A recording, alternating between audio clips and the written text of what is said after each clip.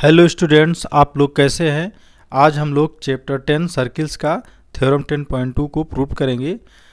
तो ये थ्योरम हमारा है the length of tangent drawn from an external point to a circle are equal.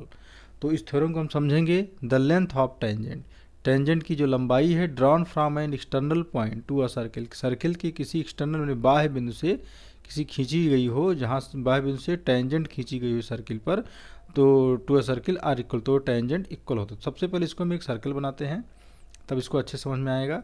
ये हमारा सर्किल है, इसका सेंटर ये है। इन्होंने कहा the length of tangent drawn from an external point. तो हम सबसे पहले मान लीजिए एक्सटर्नल पॉइंट पी है ये हमारा, इसको हम ले लेते हैं। इसको हम ये सेंटर है उसे पी को मैंने मिला दिया।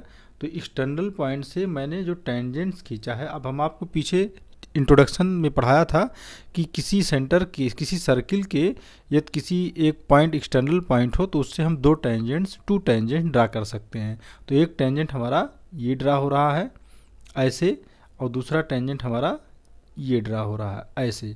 तो इसका कॉन्टेक्ट पॉइंट इसको हम मान लेते हैं ये है, और दूसरा कॉन्टेक्ट पॉइंट ये है। तो इस तरह से ये आपका सेंटर ओ मान, इसको नेमिंग कर लेते हैं, इसको हम पी पॉइंट मानते हैं। इसको क्या मानते हैं, ये पी पॉइंट है। इसको हम मान लेते हैं ए, इसको हम मान लेते हैं बी। तो इसको हम ऐसे ज्वाइन करते हैं, इसको इससे ए को ओ से और ओ को बी से ज्वाइन करते हैं।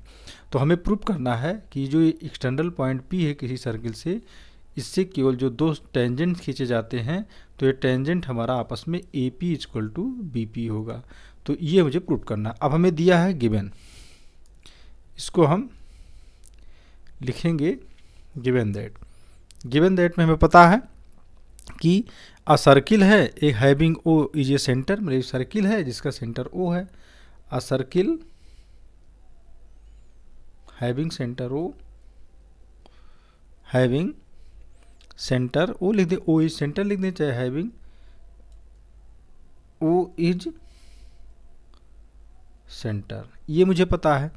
और मुझे पता है और पी जो है एक पॉइंट है, and P is the external point, EXTERNAL, external point है। और मुझे पता है कि P Q and P R जो है टू टेंजेंट्स, ये भी मुझे पता। पी क्यू पी आर नहीं, सॉरी, इसे हम ए पी कह लें, इसमें क्यू मैंने माना ही नहीं। तो ए बी और ए पी और A B, and A P and, इसको एंड काट दो, चैनल पॉइंट, इसको हम कहेंगे A P and B P are two tangents, ये मुझे गिवन है। अब लिखना है टू प्रूव,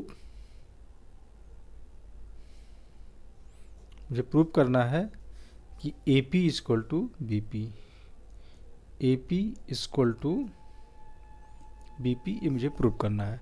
अब यहाँ हम प्रूफ लिखेंगे,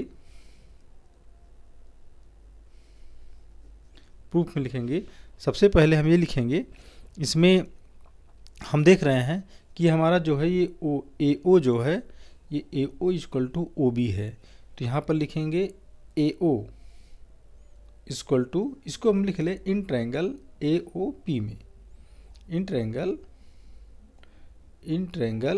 A O P and triangle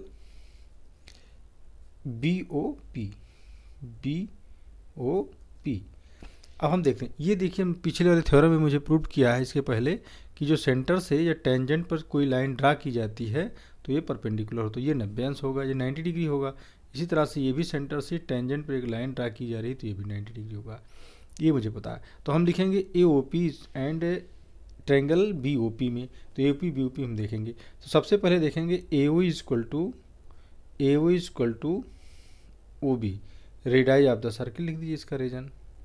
इसका रीजन है रेडाई ऑफ आ सर्किल, ये हो गया। अब हम आगे देखते हैं, OP जो है हमारा, OP इक्वल टू PO, ये दोनों इस ट्रायंगल में भी, इस ट्रायंगल में दोनों एक कॉमन पॉइंट है। यहाँ लिखेंगे कॉमन पॉइंट, ये कॉमन पॉइंट है।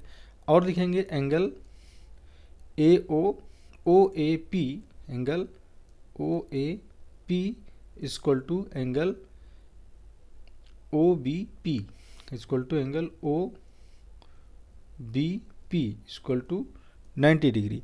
ये इसलिए है क्योंकि इसको हम पहले जानते हैं कि आपका ये टेंजेंट टू ये सर्किल है perpendicular the radius on the point of contact.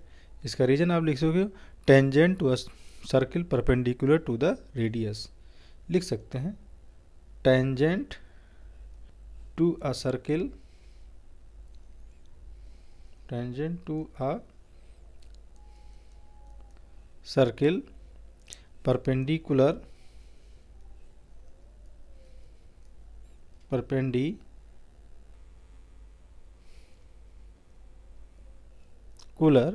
On, इसको लिख दो टू रेडियस, ऐसे लिखते हैं इसको, पूरा सेंटेंस लिख दो चाहे रेडियस, इसका हम रेडियस लिख दिए ऑन